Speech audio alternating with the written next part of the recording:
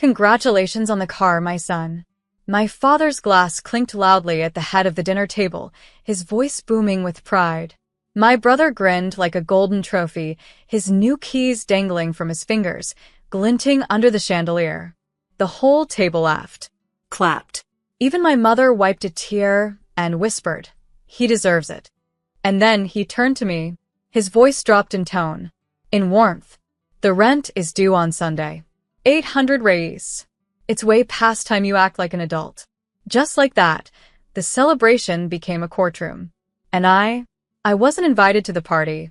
I was sentenced at it. My name is Lena, and from wherever you're watching this, stay with me. Have you ever sat at a table where love was served on one plate and judgment was dropped in front of you like scraps? Because that night, I wasn't just forgotten. I was targeted. No applause. No pride. Just a financial invoice delivered like a birthday card. I didn't respond. I didn't scream or cry. I didn't argue or plead. I just stood up quietly. I cleared my plate, took one last look at the home I helped keep afloat, the one where I cooked meals when mom was sick, stayed up helping my brother study, paid half the bills when dad lost his job, and I went to my room. I packed a duffel bag, my laptop, my documents, my dreams. Then I wrote a note and stuck it to the fridge. "Don't worry about the rent. I won't be here Sunday, or ever again." And I disappeared. No dramatic exit. No door slamming. Just absence. You see, what they never realized, what they refused to see, was that I had been acting like an adult for years. When they wanted peace, I swallowed mine. When they needed money, I gave up mine. When they broke things, I fixed them. But I was never seen. My brother? He failed 2 semesters, got bailed out with private tutoring and a new car. Me? I got scolded for being too quiet, for not smiling enough, for not being as bright as him. But I didn't leave out of spite. I left because I was done auditioning for respect in my own family. That night, I checked into a cheap guest house on the other side of town. A concrete room with peeling walls and a window that didn't quite close, but it was mine. No footsteps outside my door. No shouts about how much I owed. No sudden power cuts because no one paid the bill. I laid on the stiff mattress, stared at the ceiling, and for the first time in months, breathed. I was supposed to feel guilt. Instead, I felt weightless. Over the next few weeks, I worked quietly, picked up more shifts at the cafe, started freelancing online, sold my old clothes, my unused guitar, even the textbooks I once bought to tutor my brother for free. I stayed silent until the messages began. "Where did you go? Mom's been crying. This isn't like you, Lena. Come home. Dad said you're being dramatic.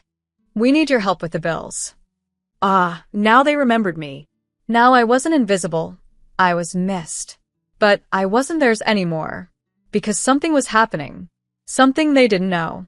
I wasn't just surviving. I was building. And when I returned, they wouldn't recognize the version of me walking through that door. They thought I'd fold. That I'd crawl back home once reality hit. Tired, broke, ashamed. They pictured me sleeping on benches, begging for help, learning my lesson like a child who wandered too far from the fire. But they didn't know that walking away from them wasn't the beginning of my fall. It was the beginning of my rise. The tiny guest house I moved into, it became a sanctuary. The walls were bare. The bed creaked. The shower barely had water pressure. But no one shouted my name from the hallway. No one banged on my door to ask where their socks were or why I hadn't cooked. Every silence was mine. I worked 3 jobs, part-time at the cafe, freelance copywriting for a small startup, and online language tutoring at night. It was brutal, but every hour I worked was for me. Not for the family name. Not to cover my brother's mess. Not to be noticed. Just me. And that was enough. I started waking up before the sun. Took my tea on the rooftop. Watched the city yawn and stretch below me. I wrote in a journal. Something I hadn't done since my father once said, "Why waste time writing things no one reads?" Now, I was writing everything. Not for them, for me. Meanwhile, at home, the silence grew heavier. My cousin sent me a message. "Your dad's been in a mood lately. Keeps asking where you went." Then another. Your mom asked me if you're okay. She's telling people you're on vacation. Vacation? Sure. If they meant working 14 hours a day and folding my laundry in a shared bathroom stall. But I didn't correct her. Let her live in the story she told the neighbors. Because while she played victim to her friends, I was earning dignity. The one they never handed me at that dinner table. 2 months after I left, I had enough saved for a security deposit. A one-bedroom apartment on the second floor of an old building.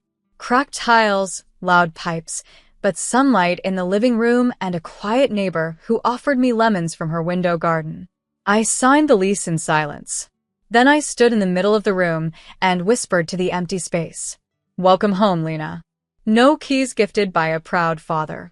No congratulations toast. But also no conditions. No lectures. No quiet reminders that I was never the chosen one. Just the sound of my name belonging to the doorbell. That weekend, I passed my brother on the street. He didn't see me. He was driving the car. The one Dad had toasted over. Music loud. Window down. A girl in the passenger seat with her legs on the dashboard. He looked carefree. But his eyes? They were shadowed. Not the glow of someone secure, but the burn of someone living off borrowed luck. That car? Already registered late. Insurance unpaid. Tires thinning. I knew because I saw the bills before I left. They were in my name. So I smiled quietly, crossed the street, and disappeared into the crowd.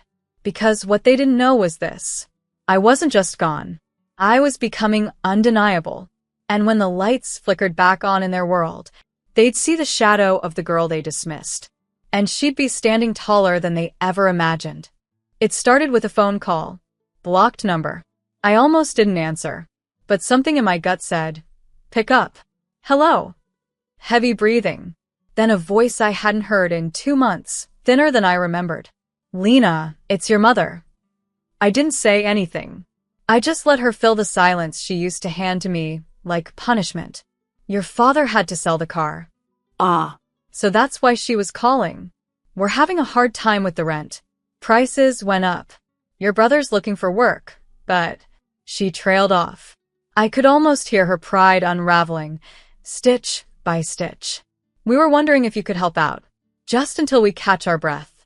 I closed my eyes. Just until we catch our breath. Where was this kindness when I was suffocating in that house? Where was this pause when I begged for peace and got invoices instead? I'm sorry, I said softly, but I'm no longer part of that arrangement. She was quiet for a long time. So, you're really gone. I left a note, I said. On the fridge. Remember? A sharp inhale.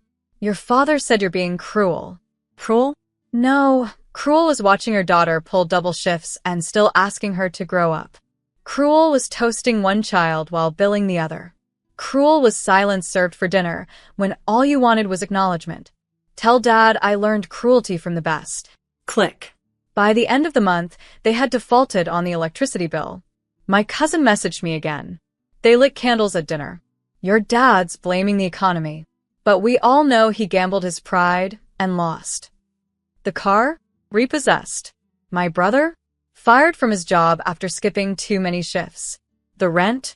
Late for the 3rd time. And I was sitting in my own living room, floors swept, tea steaming, sunlight stretching across the rug, freelance projects stacked in a folder labeled Freedom Fund. But the real win came when I received a letter, an official one, from the National Talent Program I'd applied to in secret, the one that offered 6-month mentorships in Lisbon for writers. I opened it slowly, half expecting a rejection. Instead, congratulations, Lena. You've been selected. I sat there frozen, not from disbelief, but from confirmation, because they spent years making me question my voice. And now, it was taking me across the world. That night, I didn't call anyone. No celebration posts. No story updates. I sat on the floor, lit one candle, wrote my acceptance email. Then I pulled out the note I had left on the fridge that night. Don't worry about the rent. I won't be here Sunday. Or ever again. I rewrote it. New ink. New message. Don't worry about my silence. I found something better than your approval. I found myself. The next morning, I received one last message. From my brother. You've proven your point. Mom's been crying. Dad doesn't speak your name anymore. But I remember how much you did for us. I see it now. I really do. I'm sorry. I stared at that message. Then closed my phone. Because forgiveness doesn't require re-entry. And I wasn't going backward. The collapse had begun. But for once, I wasn't the one buried underneath it. I was already flying above. I never told them I was leaving the country. I didn't know them that. The last time I told them my dreams, they weaponized them, turned every ambition into selfishness, every goal into guilt. So this time, I packed my passport in silence, boarded the flight with a smile they'd never seen, and left the continent without telling a soul. Lisbon was softer than I imagined. The streets were cobbled and old, like history whispered beneath your feet. My apartment was small, a fifth-floor walk-up with squeaky stairs and paint-chipped walls. But I loved it. It was mine. No one knocked at midnight asking for money.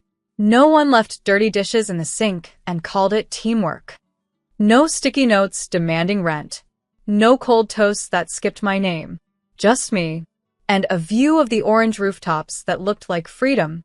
The mentorship was intense. Writers from every background. Some came from money. Others came from trauma. But all of us shared one thing. We had stories that survived the people who tried to silence them. I wrote like I was on fire. Short essays. Memoirs. Spoken word. And every piece, without exception, was laced with the girl I used to be. The one who passed dishes at family dinners without being thanked. The one who was told her art wasn't a real job. The one who left a note on a fridge like it was the final chapter. But this was the sequel. One afternoon, after a performance, a guest speaker approached me. He was a publisher. Well known. Sharp eyes. Kind smile. You don't write for attention, he said. You write for truth. I'd like to talk about a book deal. I almost dropped my coffee. We met later that week. He offered a small advance. Modest but real. Enough to say, you were never crazy. You were just unheard. I shared the news with my mentor, Anna, a Brazilian poet who had built her career on resilience. She held my hands, tears in her eyes, and said, "Your silence made space for your voice." It hit me then. All those nights my family asked me, "Why are you so quiet?" They thought I was mute, but I was just watching, learning, collecting. And now, I wasn't just speaking. I was being heard. A week before my final presentation, I received a package. No return address. Just my name. Inside was a single envelope and a photo. The photo was of the old house, but it was empty. Windows shuttered. Curtains gone. A "for sale" sign leaning against the gate like a fallen crown. Inside the envelope was a note. Typed. We sold the house. Couldn't keep up without you. We thought you were the fragile one. Turns out, you were the pillar. Dad. I stared at it. Not with pain, but with clarity. They hadn't just lost a daughter. They lost the structure. The spine. The soul. Because, while they lifted my brother on a pedestal, I held the ground beneath their feet. And when I walked away, the whole thing crumbled. Not out of revenge, but because it had never been built to last without me.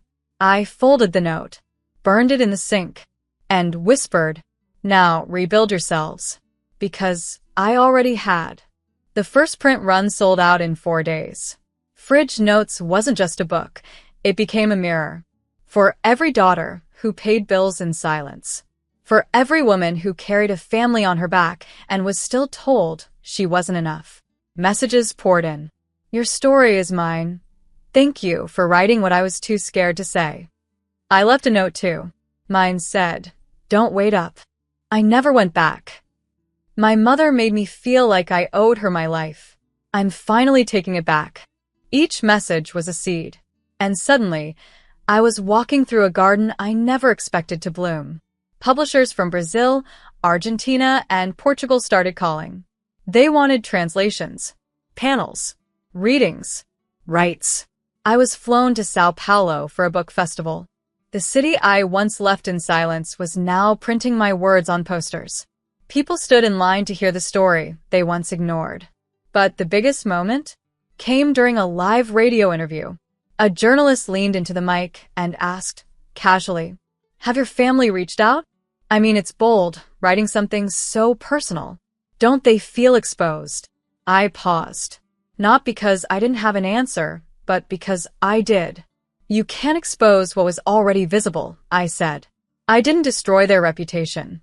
They handed it to me, folded neatly in rent receipts and empty dinner chairs. The room fell silent. Even a host blinked, then nodded slowly. "Well, that answers that." A week later, I received a package. No return address again. Inside was a copy of Fridge Notes. My own book, dog-eared, highlighted, notes in the margins, and a post-it on the first page, written in the same scratchy handwriting I grew up seeing on grocery lists.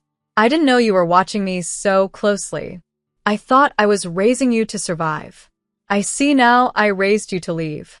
Maybe one day, you'll forgive me for making you strong the wrong way." Dad. I stared at that note for a long time. Forgiveness? It's a complicated thing. It doesn't come with fanfare. It doesn't mean returning. Sometimes, it just means not bleeding when their name comes up. And as I placed the book on my shelf, I whispered, "I don't need an apology to be free. I just need it not to hurt anymore." Later that month, I launched a digital community, the Note Project, a platform where women and men could share their own fridge notes. Stories of betrayal, silence, escape, and rebirth. Some were brutal, others were small, a quiet goodbye written in lipstick on a bathroom mirror. A resignation letter slipped under a locked door.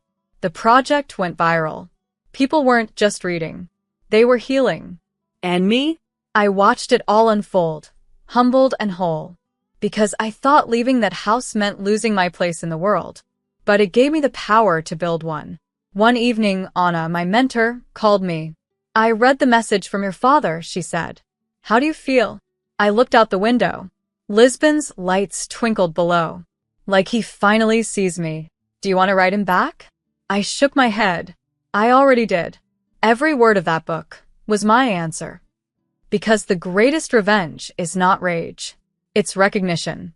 And now, even the people who once told me I had nothing to say were reading every line. The theater was packed. Students, mentors, publishers, locals who had read the flyer and wandered in. The lights were low, the mic crackled, and somewhere in the back row, I swore I could feel the ghost of who I used to be, nervous, quiet, praying to just disappear. But not tonight. Tonight, I was the final reader. I walked to the center of the stage. No notes, no fear, just a voice they never clapped for, now ready to make the entire room breathe differently. "My name is Lena," I began, the words clear, steady. And I told the truth. Not the version wrapped in politeness, the real one. About the dinner toast where only my brother was seen. About the 800 reis demanded like rent from a guest. About the fridge note, the night I disappeared, and the attic of silence they forced me into for years. I spoke of being useful instead of loved, obedient instead of valued. I told them I wasn't broken when I left. I was finally whole. By the time I finished, the room was frozen. Still, reverent. Then, an eruption of applause. Not polite, powerful. Some stood. Others cried. One woman mouthed, "Thank you," as I stepped down. And in that moment I realized I was never hard to love. They just never made the effort. Backstage, my mentor Anna hugged me so tightly I could barely breathe. That wasn't just writing. That was truth carved into wood.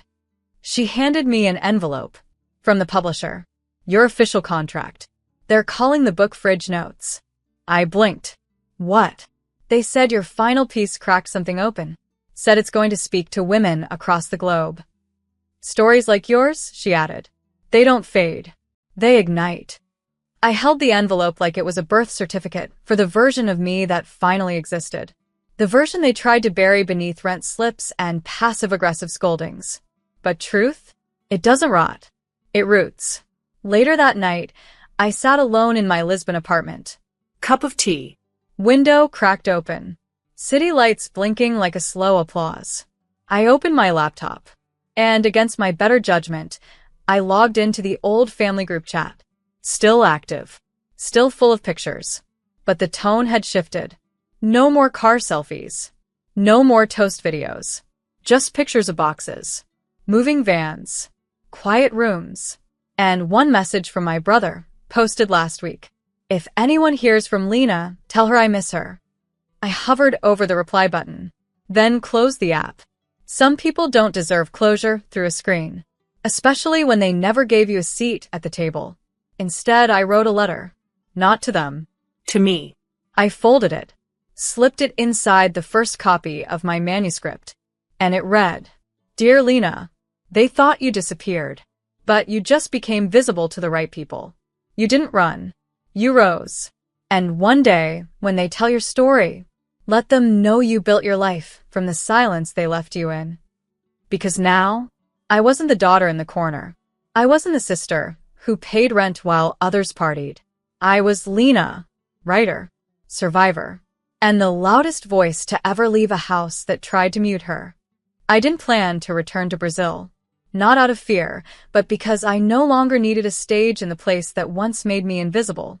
But when the Note Project partnered with a literacy foundation in Sao Paulo and invited me to speak, I said yes. Not to see them. To see myself where I began, where I was buried, and where I bloomed anyway. I landed on a Thursday. Cool breeze, gray sky. The city hadn't changed much. But I had. I didn't stay with family. I booked a hotel near the venue. Clean, quiet, safe. I sent no messages. No hints. No invitations. This wasn't a reunion. It was a reclamation. The event was held at a university library. Young girls filled the seats. Women in their 40s and 50s stood in the back, clutching books like lifelines. Some had tears in their eyes before I even said a word. Today, I began, I speak not as the daughter who disappeared, but as the woman who learned how to exist without being approved.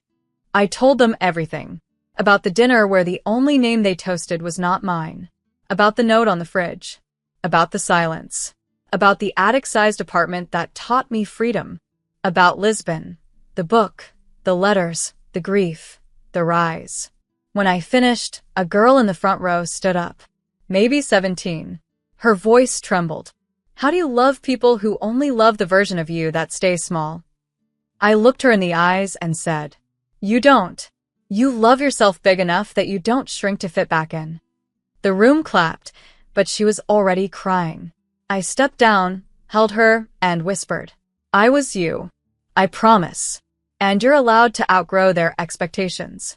After the event, I walked past my old neighborhood. I didn't stop, just observed. The house still stood. Different color, different tenants, curtains drawn. And then, across the street, I saw him. My father. Sitting on a bench. Alone. Reading fridge notes. He didn't notice me at first. His eyes moved slowly, like the words were bricks he dropped long ago and now had to lift one by one. I could have walked away, but I crossed the street, stood in front of him. His eyes lifted. And for the first time in my entire life, he looked at me without judgment. Lena. Hello, Dad. Silence. He gestured to the book, eyes wet. This is all true? I didn't flinch. Every word. He looked down. I told myself we were helping you grow. You were building walls, I said, and calling it parenting. He nodded slowly, then handed me something. A small envelope. Inside, the final rent note I left on the fridge. I kept it, he said. I hated it, but I kept it. Why?